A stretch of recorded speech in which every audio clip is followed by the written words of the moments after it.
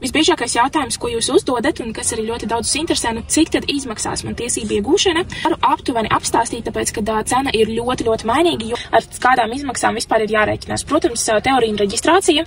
Šobrīd aktuālā cena mums ir 30,99 €. Lai vispār sāktu mācīties, tad seko braukšana apmaksa, un jums būs jāveic avansa maksājumi par vienu braukšanas nodarbību Rīgā 23 € un 20 € par vienu braukšanas nodarbību Jelgavā. Kopumā obligāti jums būs jāizbrauc 10 braukšanas, kas ir pēc STD noteikumiem katra pa 90 minūtēm. Līdz ar to pēc šīs summas tie būtu aptuveni 230 € Rīgā un 200 € Jelgavā. Šī pilnā gala summa par 10 braukšanas nodarbībām jums būs jāsamaksā 3 mēnešu laikā, kopš jūs iestāsieties autoskolā.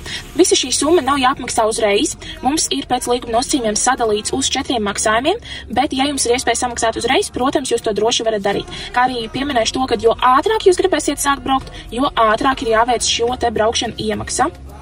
Par cik jūs maksājat avansā, jums nebūs iespējas apmaksāt uzreiz pilno braukšanu apmaksu, jo mūsu nodarbību cena par 90 minūtēm ir sākot no 35 € līdz pat 60 €. Tā cena var svārstīties darba dienu vakaros, brīvdienās, svētku dienās. Dodoties uz braukšanu, jums būs jāmaksā vēl starpība par braukšanas nodarbību.